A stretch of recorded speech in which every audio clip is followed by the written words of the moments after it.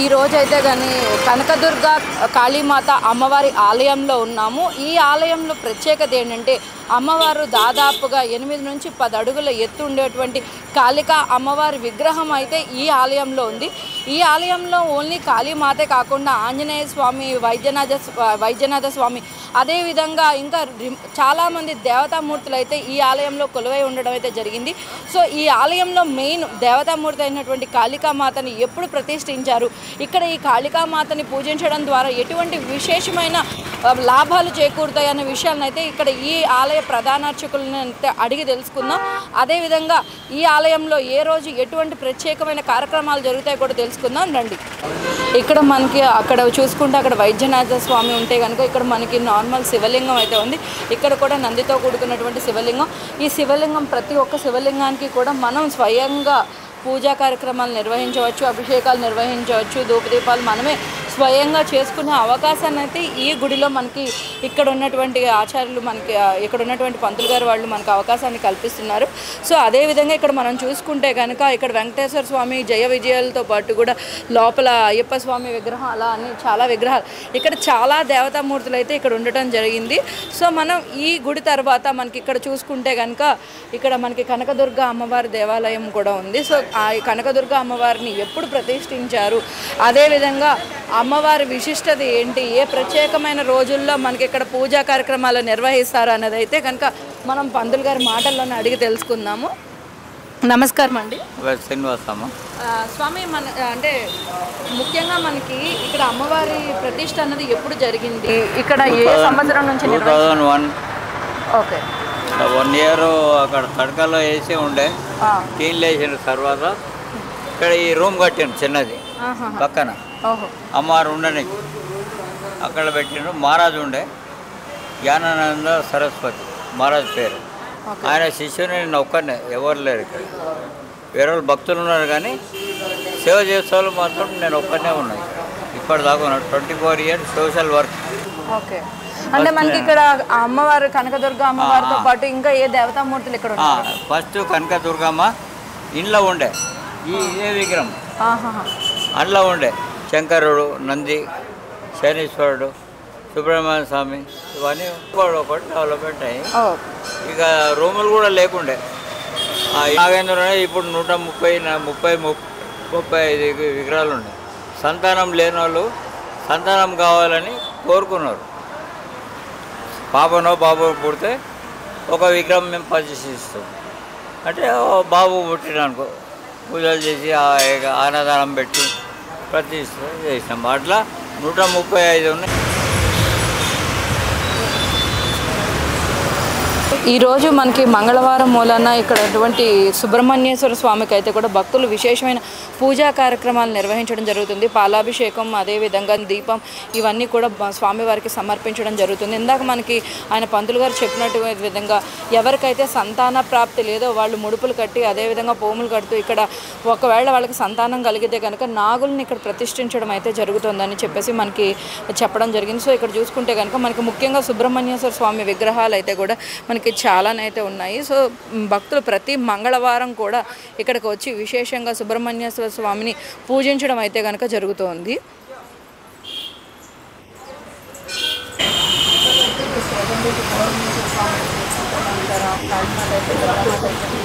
సుబ్రహ్మణ్యేశ్వర స్వామి అయిపోయిన తర్వాత ఇంకా నవగ్రహాలు మీరు వస్తే మీరు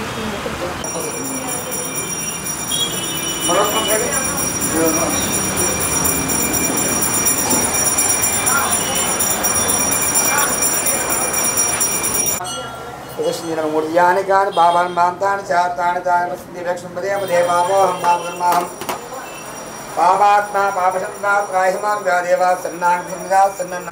స్వామి, అంటే మనకి ఇక్కడ అమ్మవారికి ఏ రోజుల్లో విశేషమైన పూజలు నిర్వహిస్తూ ఉంటారు అది చెప్పి. మన ఈ శ్రీ కనకదుర్గ కాళీమా దేవాలయంలో ప్రతి శుక్రవారం నాడు కూడా ఉదయం 6:30కి అమ్మవారికి అభిషేకం ఉంటుంది. తదుపరి అమ్మవారికి విశేష అలంకరణ, ఉదయం 9 కుంకుమార్చనలు ఉంటాయండి.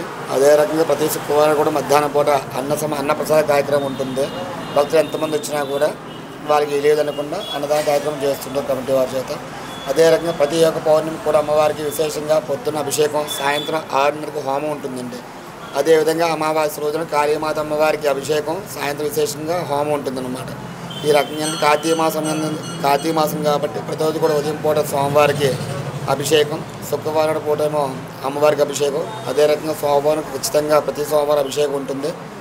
మంగళవారం మాత్రం అమ్మవారికి హోమం ఉంటుంది. కార్తీక మాసం నెలలు కూడా 5 సోమవారాలు కూడా అమ్మవారికి విశేషంగా అభిషేకం, హోమం ఉంటుందండి. కార్తీక మాసంలో లాస్ట్ మహాశివరాత్రి 11వ తారీఖు వస్తుంది కాబట్టి ఆ రోజున మాత్రం ఉదయం కళ్యాణం ఉంటుంది, తదుపరి అన్న సమారాధన కార్యక్రమం ఉంటుంది. అదే రకంగా విశేషంగా హోమం కూడా ఉంటుంది అన్నమాట.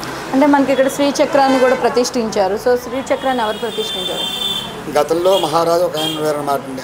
ఆయన జ్ఞానానంద సరస్వతి స్వామి ఉండేవారు ఒక ఆయన. ఆయన ఉన్నప్పుడే ఈ అమ్మవారి యొక్క దేవాలయం ప్రతిష్ఠించడం కానివ్వండి, శ్రీచక్రం కూడా కూర్మావతారం మీద ఉంటుందన్నమాట అండి. కూర్మం ఉండే శ్రీచక్రం కొంచెం చాలా పవర్గా ఉంటుందన్నమాట. లక్ష్మీప్రదంగా, ఐశ్వర్యప్రదంగా ఉంటుందన్నమాట.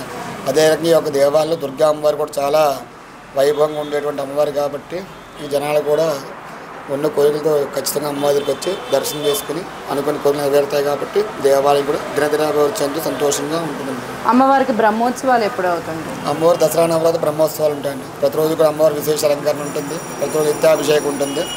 చివరి రోజున దసరా రోజున మాత్రం అమ్మవారికి విశేషంగా బ్రహ్మోత్సవాలు, వార్షికోత్సవాలు చేస్తూ ఉంటారు 3 రోజులు కూడాను. తదుపరి చండీ హోమం కూడా ఘనంగా నిర్వహిస్తుంటారు మన దేవాలయ కమిటీ వారు. जय हो भवानी, जय हो माता रानी, जय हो माँ मियाँपुर की काली। नींबू मिल जाएगा, माँ लो स्वामी दे देते उधर, उस तरफ चल जाओ मिल जाता। जय माँ काली, जय जगत जननी, जय कल्याणी, जय हो माता रानी, जय हो माँ मियाँपुर की काली, जय हो माता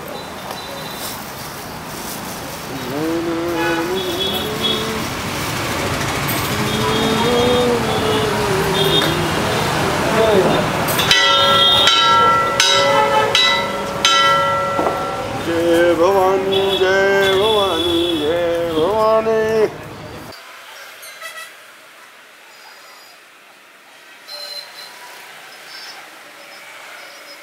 जय माँ काली, जय जगत जननी, जय कल्याणी, जय हो माँ मियाँपुर की काली, जय माता रानी, जय माता रानी। रावलम्मा, जय माँ काली। ओम काली काली महाकाली, जपसीपी वलके होली, दोनों हाथों से बजावे ताली, बाएं तिजा बसे, काल भैरव उसका काट काट कौन, रखा कंकाला, तो मैं सासुर का उजियाला, कलाला महेंद्र का, स्वतः काल भैरव का पाँव का टूटा, 2 लाख किलो का, ये आला सती सके का बंदो, काल रखे गोरखनाथ, सिम्मनाथ पूरे, अड़भंगी बोले, पूर्व मंतीश्वर वाच। 2 लाख किलो का, ये आला सती सके का बंदो,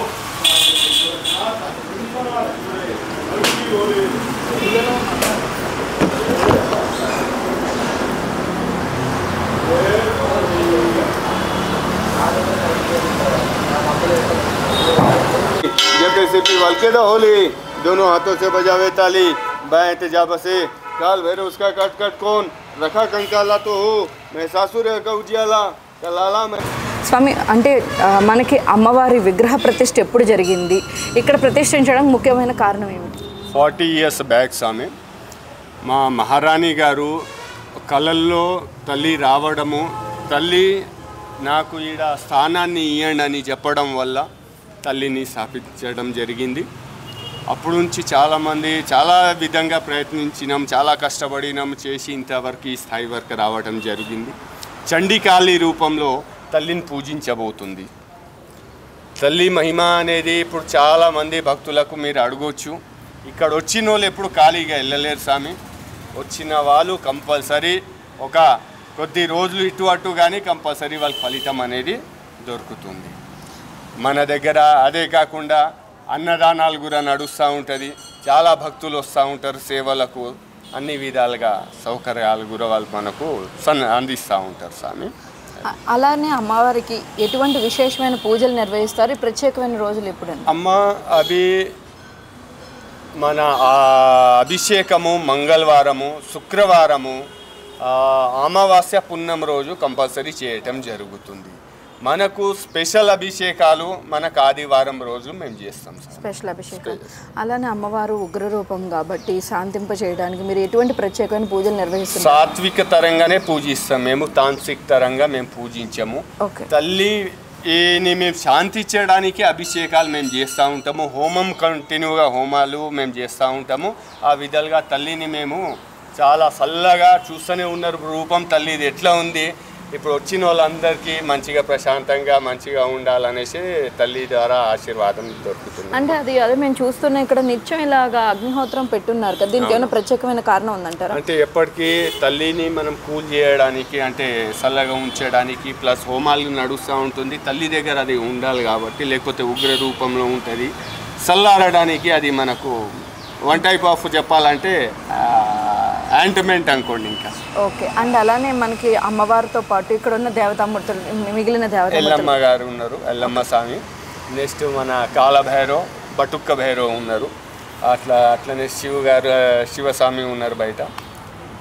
కంపల్సరీ ఆ స్వాములకు కూడా మేము పూజ చేయడం, అభిషేకం చేయడం కూడా జరుగుతుంది. అండ్ అలానే మనకి ఇక్కడ ఆలయ ప్రాంగణంలో ఒక చెట్టుకి కొబ్బరికాయలు కట్టడం అయితే జరుగుతుంది. దాని ముడుపు కడతారమ్మా. అది ఎవరిదైనా కానీ మొక్కు అట్లా ఉంటే లేదు, కంపల్సరీ మొక్కు కోసము 11 ప్రదర్శనలు చేసుకొని కడతారు. ఆల్రెడీ ఎప్పుడు నిండలేదు ఇప్పుడు వరకు. ఒక వారం 10 రోజుల్లోనే వచ్చి వాళ్ళు ఇప్పియడం జరుగుతుందమ్మా. అంత పవర్ఫుల్. అంటే అయిపోయిన వాళ్ళు మొక్కు తీరిపోతే అది తీసేస్తారా? తీసి ఏం చేస్తారా? తీసేసి ఇంకా వాటర్లో ప్రవేశ చేసేయడం, లేకపోతే ఏదైనా కానీ వేరే దగ్గర సమర్పించడం జరుగుతుంది. ఓకే. అండ్ అలానే మనకి అమ్మవారికి అంటే ఇది చేస్తే మనకి నమ్మకం కుదురుతుంది అనేవి ఏమైనా ఉన్నాయా? అంటే నమ్మకాలు అంటే మనం భక్తులు ఓకే మనం ఈ పూజ చేస్తే మనకు కోరుకున్న కోరికలు తీరుతాయి, లేదు అంటే ఇది చేస్తే మనకి పీడ చీడ పోతుంది, అలాంటివి ఏమైనా ప్రత్యేకతలు? ఏం లేదమ్మా. ఓపెన్ హార్ట్తో మీరు కూర్చొని తల్లిని కాలి ప్రార్థించండి. ఆ తల్లి మీ మాటని వింటుంది. మీరు ఎక్కువ మటుకు హోమాలు, అభిషేకాలు ఇలాంటివే మేము పూజలు ఎక్కువ మటుకు చేస్తాము. మేము వేరే భక్తులకు కూడా అదే సలహా ఇస్తాము. వాళ్ళది నేర్పించిన తర్వాత ఆ తల్లికి ఎలాంటి రూపంలో సేవ చేయాలనేది వాళ్ళ మీద ఉంటుంది. అమ్మవారి విగ్రహం సుమారుగా ఎంత హైట్ ఉంటుందండి? 9.5. 9.5 అంతా ఏకశిల, ఏకశిలతో చేస్తున్నారు. అండ్ మనకి అమ్మవారు, మనకి భద్రకాళి అమ్మవారు సేమ్ రూపం అలానే ఉందంటారా? చండికాళి, ఇది చండికాళి దక్షిణకాళి కింద వస్తుంది. ఎందుకంటే శివుడు పాదాల కింద, దక్షిణకాళి కింద మనకి. అదే बाएं तेजाब से काल भैरव उसका काट काट कौन रखा कंकाला तो हो मैं सासुरिया का उजियाला कल आला महेंद्र का स्वतः काल भैरव का पाँव का टूटा दूर लागी लुका किया आला सती सके का बंधु కాల్ రేఖే గోరఖ్నాథ్. ఆలయంలోనికి మనం ముందుగా ప్రవేశించగానే మనకి ఇక్కడ ఒక శివలింగం అయితే ఉండడం జరుగుతుంది. శివలింగం నంది విగ్రహంతో పాటు ఉంటుంది. సో ఇక్కడ ఈ శివలింగాన్ని ఎవరైనా కూడా తమ చేతులతో స్పృశించి అయితే పూజా కార్యక్రమాలు కూడా వాళ్ళు స్వయంగా చేసుకునే అవకాశాన్ని అయితే కల్పిస్తున్నారు. సో ఇక్కడ ఈ శివలింగం తర్వాత కూడా మనకి ఇక్కడ చూసుకుంటే ఇక్కడ కాళికా అమ్మవారి గుడికి వెళ్ళే దారి అయితే ఉంది. దాంతోపాటు చూసుకుంటే కనుక ఇక్కడ మనకి ఎక్కడా లేని విధంగా, తెలంగాణలో ఎక్కడా లేని విధంగా ఇక్కడ యమధర్మరాజు తాలూకా విగ్రహం కూడా ఉంది. సో మీరు చూడొచ్చు, మనకి కొన్ని విశేషమైన రోజుల్లో కూడా ఇక్కడ యమధర్మరాజుకి కూడా ఇక్కడ ప్రత్యేకమైన పూజలు నిర్వహించడం అయితే జరుగుతూ ఉంటుంది. ఈరోజు మనకి ముఖ్యంగా అలాగే ఇక్కడ యమధర్మరాజుతో పాటు కూడా మనకి చిత్రగుప్తుల వారిని కూడా ఇక్కడ వీళ్ళు ప్రతిష్ఠించడం జరిగింది. సో మనం చాలా రేర్గా చూస్తుంటాం ఇలా యమధర్మరాజు విగ్రహాన్ని, అదేవిధంగా చిత్రగుప్తుల విగ్రహాన్ని అయితే చూస్తుంటాం. ఇంకా అలానే ఇక్కడ ఇంకా చాలా దేవతా విగ్రహాలు అయితే ఉన్నాయి. సో ముఖ్యంగా చూసుకుంటే మనకి అక్కడ ఆంజనేయ స్వామి, ఈరోజు మంగళవారం మూలాన్ని భక్తులందరూ కూడా ఆంజనేయ స్వామికి విశిష్టమైన పూజలను అయితే నిర్వహించడం జరుగుతుంది. ఇంకా ఫస్ట్ ముందైతే మనం ఇక్కడ కాళికా అమ్మవారి తాలూకా విశేషాలు ఏంటి, అమ్మవారిని ఎప్పుడు ప్రతిష్ఠించారు, ఇలాంటి విశేషాలను తెలుసుకున్న తర్వాత మనం మిగిలిన గుళ్ళను అయితే కూడా దర్శించుకోవడం చేద్దాం తండ్రి. అదేవిధంగా ఇదే ఆలయ ప్రాంగణంలో ఉన్నటువంటి మరొక దేవతామూర్తి శ్రీ ఆది పరాశక్తి మాత అమ్మవారి విగ్రహాన్ని అయితే చూసుకుంటే కూడా మనకి ఇక్కడ అమ్మవార్లందరూ కూడా చాలా శాంత రూపంతో మనకి ఇక్కడ ప్రతిష్ఠించడం అయితే జరిగింది. చూస్తున్నారు కదా అమ్మవారు కూడా ఎంత చక్కగా అలంకరించబడి ఈరోజు విశేషమైన పూజా కార్యక్రమాలను అయితే నిర్వహించడం జరిగింది. కాబట్టి ఈ ఆలయానికి వచ్చిన భక్తులందరూ కూడా వరుసగా మనకి ఫస్ట్ వైద్యనాథ స్వామి, తర్వాత ఆంజనేయ స్వామిని, తర్వాత శివుణ్ణి, తర్వాత అదేవిధంగా కనకదుర్గని, అదేవిధంగా తర్వాత మనకి ఆదిపరాశక్తిని, అలా ఒకటిగా కూడా అందరూ దేవతామూర్తులని అయితే దర్శించుకోవడం జరుగుతుంది. సో మనం ఇప్పుడు ఇక్కడ ఈ ఆదిపరాశక్తి అమ్మవారి ఆలయం దర్శనం తర్వాత ఇక్కడ మనకి భక్తులు ప్రతిష్ఠించినటువంటి అదేవిధంగా ఆలయ కమిటీ వాళ్ళు ప్రతిష్ఠించినటువంటి నాగులు అంటే నాగదేవతల తాలూకా విగ్రహాలు ఉండే ప్రదేశానికి అయితే వెళ్తాను. చూస్తున్నారు కదా ఎన్ని నాగదేవత విగ్రహాలు అయితే ఇక్కడ ఉన్నాయో. ముఖ్యంగా చూసుకుంటే ఇక్కడ మనకి పెద్ద అంటే మనకి సాధారణంగా కూడా మనకి నవగ్రహాలు అనేవి చిన్నగా ఉంటాయి. సో మనకు ఒక చోట నవగ్రహాలు ఉండగా ఇక్కడ మనకి ప్రత్యేకంగా శనీశ్వరుడు పెద్ద విగ్రహాన్ని అయితే ఇక్కడ ప్రతిష్ఠించడం జరిగింది. సో ప్రతి శని త్రయోదశికి అదేవిధంగా ప్రతి శనివారం కూడా ఇక్కడ భక్తులు విశేషంగా శనీశ్వరుడికి అయితే తైలాభిషేకాలు కొన్ని నువ్వుల అభిషేకం నల్ల నువ్వుల అభిషేకాలు అయితే చేయడం జరుగుతూ ఉంది. సో మనం చూసుకోవచ్చు ఇక్కడ స్వామివారికి అభిషేకాలు విశేష పూజలు అయితే చేస్తున్నారు. అదేవిధంగా మనకి ఇక్కడ సంతాన ప్రాప్తి లేని వారందరూ కూడా ఇక్కడ ఉన్నటువంటి నాగదేవతలకు అంటే సుబ్రహ్మణ్యేశ్వర స్వాములందరికీ కూడా ఇక్కడ విశేషమైన పూజలు నిర్వహించి వాళ్ళకి బిడ్డ పుడితే కనుక ఇక్కడ స్వామివారికి ఒక నాగదేవత విగ్రహాన్ని అయితే సమర్పించడం జరిగిందిట. అలా 135 నాగదేవత విగ్రహాలు అయితే ఇక్కడ ఉండడం జరిగింది. సో మనం ఇక్కడ చూసుకోవచ్చు ఎన్ని నాగదేవత విగ్రహాలు ఒకే చోట ఉండడం కూడా జరిగింది. అదేవిధంగా మనకి వీటి మధ్యలో కూడా నవగ్రహాలను అయితే కూడా ప్రతిష్ఠించడం జరిగింది. సో నవగ్రహాలని కూడా మనకి ఈరోజు విశేషంగా భక్తులందరూ కూడా పూజా కార్యక్రమాలు నిర్వహించి ప్రదక్షిణాలు చేసి మనకి విశేషమైన పూజలు అయితే చేసుకుంటూ ఉంటారు. ఇలా మనకి ఒకే ఆలయంలో అంటే మనకి మియాపూర్ నుంచి బాచుపల్లి వెళ్ళే దారిలో మనకి మయూర్ నగర్ దగ్గర ఈ ఆలయం అయితే ఉండటం జరిగింది. ఇది శ్రీ కనకదుర్గ కాళికా అమ్మవారి ఆలయం. ఈ ఒక్క ఆలయంలోనే మనకు దగ్గర 10 మంది దేవతామూర్తుల తాలూకా విగ్రహాలని ఒకే చోట మనం దర్శించుకొని తరించవచ్చు. అదేవిధంగా మనకి ఇక్కడ ప్రతి ప్రత్యేకమైన రోజుల్లో కూడా వీళ్ళు ఇక్కడ ప్రత్యేకమైన పూజా కార్యక్రమాలను అయితే నిర్వహించడం కూడా జరుగుతుందని ఇక్కడ ఉన్నటువంటి ఆలయ ప్రధాన అర్చకులు కానీ ఆలయ అర్చకులు అందరూ కూడా తెలియజేయడం జరిగింది. కాబట్టి మీలో ఎవరైనా ఎటువంటి దోషాలు ఉన్నా కానీ ఎటువంటి ఏమైనా సంకోచాలు ఉన్నా కూడా ఇక్కడ ఈ ఆలయంలో ఉన్నటువంటి పూజారులని మీరు సంప్రదించి మీరు మీ తాలూకా భయాల్ని కానీ నివృత్తి చేసుకోవచ్చు. అదేవిధంగా మీరు ఎటువంటి పూజలు ఏమైనా చేయాలన్నా సుబ్రహ్మణ్యేశ్వర స్వామికి పూజ చేయాలన్నా లేదు కాళికా అమ్మవారి పూజ చేయాలన్నా లేదు యమధర్మరాజుకి పూజ చేయాలన్నా వైద్యనాథ స్వామికి పూజ చేయాలన్నా శివుడికి పూజ చేయాలన్నా అందరి దేవతలకు ఏ దేవతకి పూజ చేయాలన్నా మీరు ఇక్కడ ఈ ఆలయానికి వచ్చి మీరు దేవుణ్ణి దర్శించుకొని పూజా కార్యక్రమాలను అయితే నిర్వహించవచ్చు. ఇది ఇవాల్టి స్టోరీ. కెమెరామ్యాన్ డానియల్తో కీర్తి, FBTV.